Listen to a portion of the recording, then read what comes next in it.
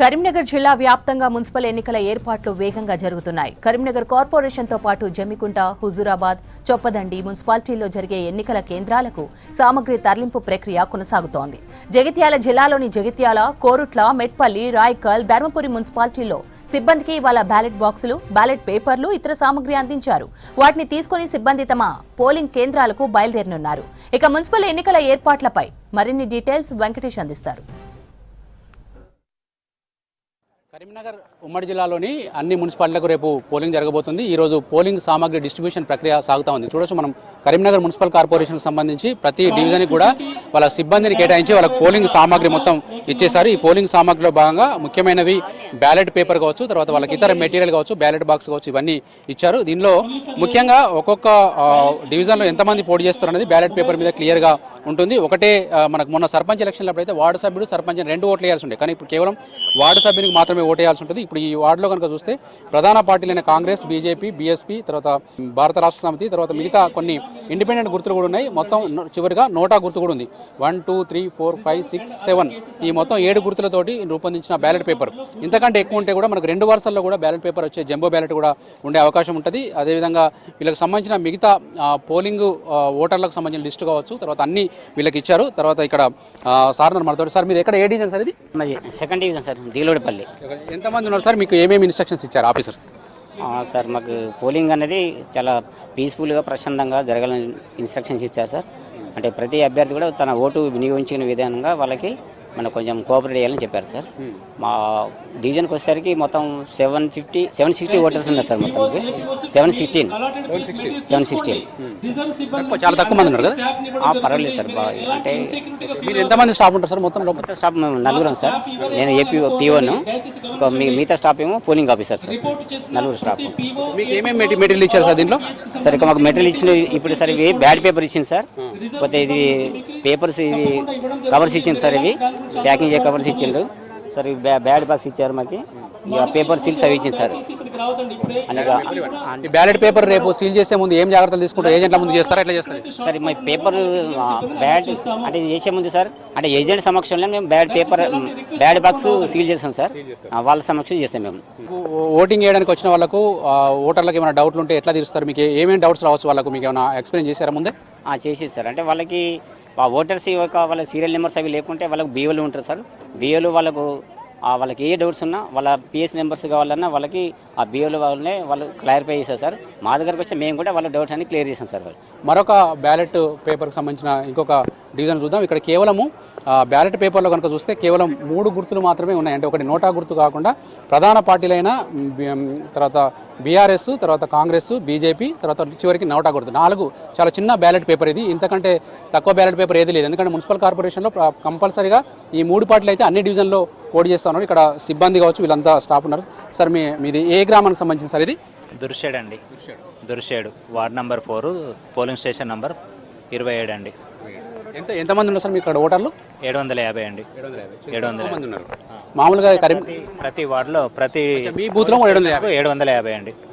750.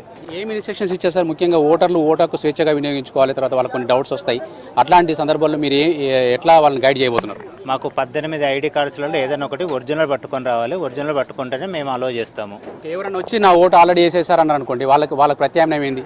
అంటే ప్రాథమికంగా ఫస్ట్ క్షుణ్ణంగా కరెక్ట్గా చేసిన తర్వాత ఏజెంట్స్ సహాయంతో ఏజెంట్స్ సరే అని నిర్ధారణ చేసిన తర్వాతనే ఓటర్ వేయడానికి కంపార్ట్మెంట్లోకి అలౌ చేయడం జరుగుతుంది. సార్ ముఖ్యంగా మీరు ఎంతమంది సిబ్బంది ఉన్నారు సార్? మీకు ఇంకేమన్నా గవర్నమెంట్ నుంచి ఇంకేమైనా కోరుకుంటున్నారా? 1+4 సరిపోతుందండి. గవర్నమెంట్ ఆ రకంగా ఆలోచించే సులువుగా జరుగుతుందని 1+4 అలాట్ చేశారు. PO, APO, other polling officers 3, టోటల్గా 5. ఓటు ఇచ్చి ఓటు వేసేలాగా చూడడంతో పాటు ఏమేమి ఫామ్స్ ఫిల్అప్ చేయాల్సి ఉంటుంది? బ్యాలెట్ పేపర్ అకౌంట్ అండి, PO diary, declaration and before commencement, after end of the pole.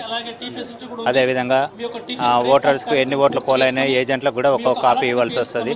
Account paper, tender vote అని, ఛాలెంజ్ ఓటు కానీ వాటి గురించి మీకు చెప్పారా? చెప్పారండి. అవి ఏ సందర్భంలో వాడుకుంటారు సార్? అంటే ఛాలెంజ్ ఓటరు ఎవరైనా ఏజెంట్ ఛాలెంజ్ చేసినప్పుడు మాత్రమే అది నిర్ధారణ చేయడం జరుగుతుంది. ఒకవేళ అది తప్పగానట్టయితే ఆ సదరు వ్యక్తి జైలుకు పంపించడం జరుగుతుంది. టెండర్ ఓట్ అంటే బిఫోర్ ఆల్రెడీ పోల్ అయి ఉంటే మరొక వ్యక్తి నేనే అని వచ్చినప్పుడు అలాంటి సందర్భంలో టెండర్ ఓట్ జరుగుతుంది. టెండర్ ఓటుకు చివరి బ్యాలెట్ పేపర్ నుండి చివరి బ్యాలెట్ పేపర్ ఇవ్వడం జరుగుతుంది. దాన్ని ప్రత్యేక కవర్లో అది చేయడం జరుగుతుంది. సాధారణంగా టెండర్ ఓట్ అనే పరిస్థితి రాకుండా నిర్ధారణ చేయడం జరుగుతుంది అన్నట్టు. క్షుణ్ణంగా 18 కార్డ్స్ ఐడెంటిటీ కార్డ్స్లో చేసిన తర్వాత నిర్ధారణ చేసి ఆ పోలింగ్ కంపార్ట్మెంట్ వైపు పంపించడం జరుగుతుంది.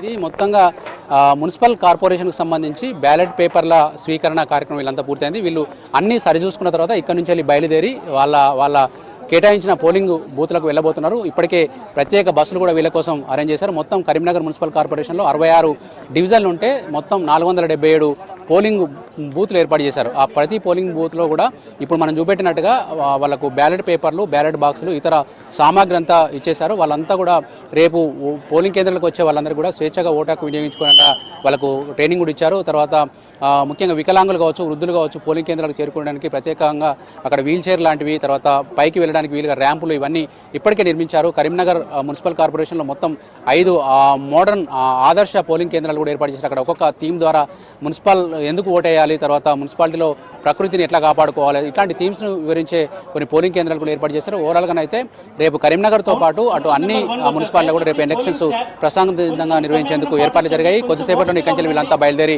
పోలింగ్ కేంద్రాలకు చేరుకోబోతున్నారు. కెమెరామెన్ కవికుమార్తో వెంకటేష్, V6 న్యూస్, కరీంనగర్ నుంచి.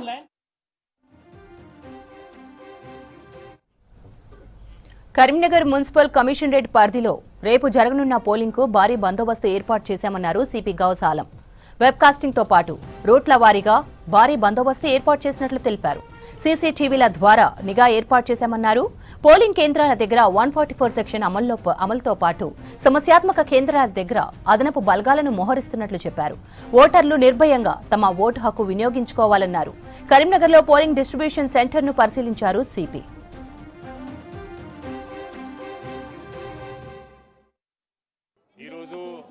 కరీంనగర్ డిస్ట్రిక్ట్లో టోటల్ 4 ప్లేసెస్లో ఎలక్షన్ ప్రాసెస్ స్టార్ట్ అవుతుంది. డిస్ట్రిబ్యూషన్ దీంట్లో ముఖ్యంగా కరీంనగర్ కార్పొరేషన్లో పోలీస్ డిప్లాయ్మెంట్ జరుగుతుంది. ఇక్కడ డిస్ట్రిబ్యూషన్ రిసెప్షన్ సెంటర్లో all police officers will go along with polling staff and polling material. Total 900 సిబ్బందికి డిప్లాయ్మెంట్ జరుగుతుంది కార్పొరేషన్ ఏరియాలో.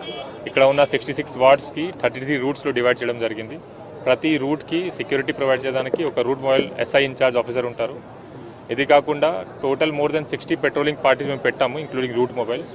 ప్రతి 2 రూట్ మొబైల్స్కి ఒక క్లస్టర్ ఇన్స్పెక్టర్ ఇన్ఛార్జ్ కూడా ఇవ్వడం జరిగింది విత్ స్ట్రైకింగ్ ఫోర్స్. ఇది కాకుండా ప్రతి 4 క్లస్టర్స్కి ఒక special striking force under rank of ACP rank officer అది కూడా ఇవ్వడం జరిగింది. ఇది కాకుండా సూపర్వైజరీ ఆఫీసర్ కూడా రెగ్యులర్గా తిరుగుతారు. టోటల్ 109 పోలింగ్ లొకేషన్ ఐడెంటిఫై చేయడం జరిగింది. దీంట్లో దాదాపు 28 లొకేషన్స్లో క్రిటికల్ డిక్లేర్ చేయడం జరిగింది. దీంట్లో ఎక్కువ మేము పోలీస్ డిప్లాయ్మెంట్ చేస్తున్నాము. దీంతో పాటు CCTV and web casting facilities కూడా దీంట్లో ఉన్నాయి. సో కంట్రోల్ రూమ్ ద్వారా కూడా మేము దీనికి అబ్జర్వ్ చేస్తాము. ఎట్టి పరిస్థితుల్లో will ensure that there is no disturbance cause to voters. Will ensure that